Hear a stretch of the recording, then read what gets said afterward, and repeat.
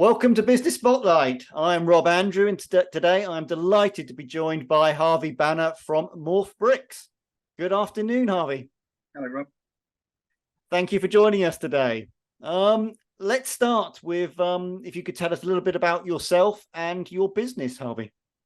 I'm Harvey Banner. I'm the creator of Morph Bricks, which is a sustainable modular construction system for furniture and fit-out solutions, both commercially and at home. Excellent. And how long have you been in business?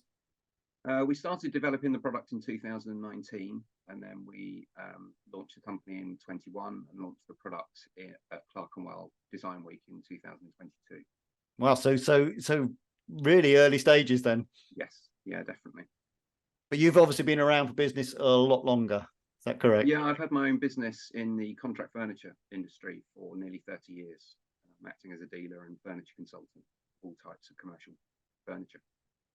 Okay, and maybe we just focus on Morph Bricks for a moment. You know, it's been a couple of years then in. So, what's that journey been like to date? Challenging at times, very exciting at others. We started off and we were struggling to get the products off the ground. Then we were very lucky to apply for an Innovate UK grant, which we won. They're quite difficult to get, so that was a big feather in our cap and a nice validation for what we're doing.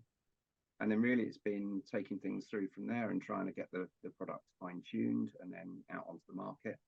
And now we're at the stage where we're really just trying to get word out there and introduce people to us. Okay. And obviously it's a challenging environment at the moment, we know, economically as well as politically. And so during those 2 years, what would you say has been your biggest learning? I think really just to keep going. I think at times you get a few knockbacks. You're expecting it to be a lot easier to raise finance for something like this. We have a lot of feedback from people at exhibitions where they're blown away by the product. They find it very innovative. Love the sustainability credentials of it, and they're very complimentary about it. But then trying to push that through to the sales side and to actually get some investment to actually help us promote things has been really difficult. And any tricks that you sort of adapted over those 2 years to help grow those sales? It's really just been getting out there as much as we can, a lot of product placements, so you kind of need the investment for that. So we've been bootstrapping up to now, which has worked, but not as fast as we would have liked. Looked at lots of different ways of getting additional help in, so now we're actually going down the route of crowdfunding. Okay. We're going to crowdfund early next year is the plan, but we've tried all the routes. We've tried various places to get loans, and we found that some of the rates that you're being offered are really credit card rates. It's ridiculous. Yeah. For a seed company, it's not really viable, which has been very difficult. Quite like the crowdfunding idea because it's getting us out there and getting us promoted at the same time as actually looking to raise funds. And I like the idea of having general public shareholders as well. Yeah. We could do with probably some key investors that have a bit more experience. I think one of the main problems that we've had is the product can be used for lots of different types of products, from furniture and fit out, but also in lots of different markets. And it's quite difficult to work out what your focus should be and on which market, because otherwise you're just dragged all over the place. And it's very difficult to keep on one train of thought as much as anything. I see. And thinking about Morph Bricks, then, what makes Morph Bricks stand out from your competitors? It's tricky because it's quite a unique product. So the easiest way to explain it is if you're building products a bit like giant Lego. You've got very small modular blocks. They go together and they build all sorts of structures, and then you can add accessories to them, whether it's worktops or acoustic cladding or signage, all sorts of things to vary the look and feel of it. But there aren't very many products on the market like it.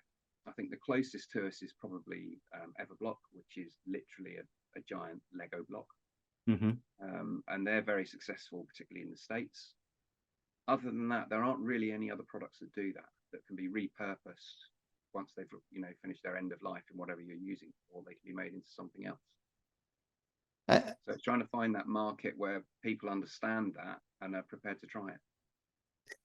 And Harvey, can you explain a little bit about the market? So in terms of commercial, perhaps against domestic, how's it made up, your market at the moment? Well, we've got a number of markets. So we have what I would call the A&D market. So you're going through to architects and designers, and you're helping them with various projects, whatever they're working on, whether it be tiered seating, reception desks, standard desks, walls, dividers. You have exhibition companies, which are looking to create stands at exhibitions and walls. We just did a very large feature wall for Kevin MacLeod's Sustainable Future Theatre at Grand Design's live exhibition, and also all the plinths for his Kevin's Green Hero stand. That was very successful. And that was great because that gave us a bit of validation as well. So immediately they've turned around, they want us to do a lot more, build some other stands for them, possibly the entrance to the show at Excel in May. So there's lots of discussions about that, which are very interesting and help us prove the points.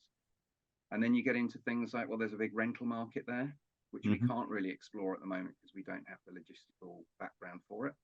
We don't really have the space to get the stock in, and then to manage the day-to-day deliveries and collections.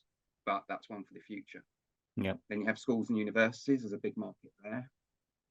Retail. We've done a few stands for Decathlon stores. So there's a big market there. And we've done some counters for Winchester University for their zero waste shop. So there's lots of different markets, and it's, as I say, it's really trying to work out where you focus and where you're going to get the best return at the start, which has been the tricky bit. Understood. And I know obviously you are early stages and you're out there fighting for investment. If you look further ahead though, and you look for 5 years down the line, what do you foresee as being the primary challenges for you?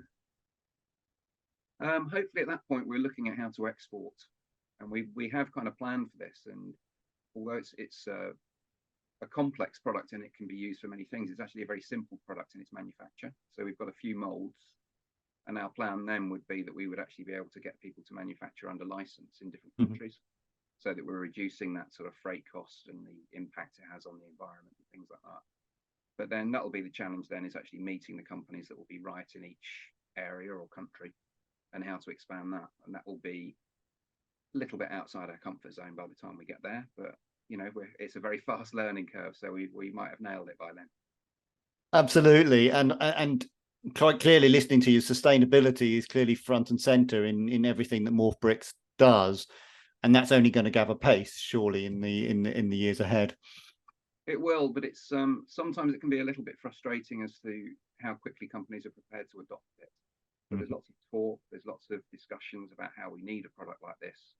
It's getting them to take the next step and actually get on and use the product, which I think will come. And you're seeing the change on a monthly basis now, that more and more people are putting it front and center rather than just one of the items on their wish list. Yeah, no, fully understood. Watch this space, I suppose, is the point there. What book or podcasts has influenced you recently, Harvey? I've been listening to a lot of podcasts on crowdfunding and just the different things about that, just because it's a new area for us. There was a book I read called Lean Startup, which was very interesting. Yeah. When I started off, I thought that I needed to get a huge investment to actually get the thing off the ground. And after reading that, I just thought, no, actually, we can do this. We can get on with it now and see where we get to.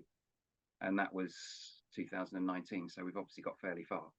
Yeah. Just by bootstrapping and do the bare minimum, get a few sales in, that pays for the next bit, and carrying on like that. Oh, excellent. And if I was to ask you, if you took yourself back to a young 18-year-old, if you could give yourself at that age a bit of advice around business, what would it be? Don't be scared of making mistakes. I think you learn so much more by making your own mistakes, as long as you keep your eye on the bottom line, and what the errors may be and what they would cost. As long as you're prepared to accept that, then you can often learn things a lot quicker by just getting on with it and doing it. And if it doesn't work, then you've got time to do something else. You can sometimes spend a lot of money getting advice from various people, and you find that 2 or 3 months down the line, you're still left with the same decisions that you've got to make. So sometimes you're better off doing things rather than thinking about them. So take action. Yeah. Okay, that's excellent. Thank you, Harvey. Okay, final question then. Any news, updates, events that you'd like to share with viewers today? Well, we've obviously, at some point, we'll be doing the crowdfunding, which will be interesting. We'll be launching our outdoor seating product properly very soon, hopefully.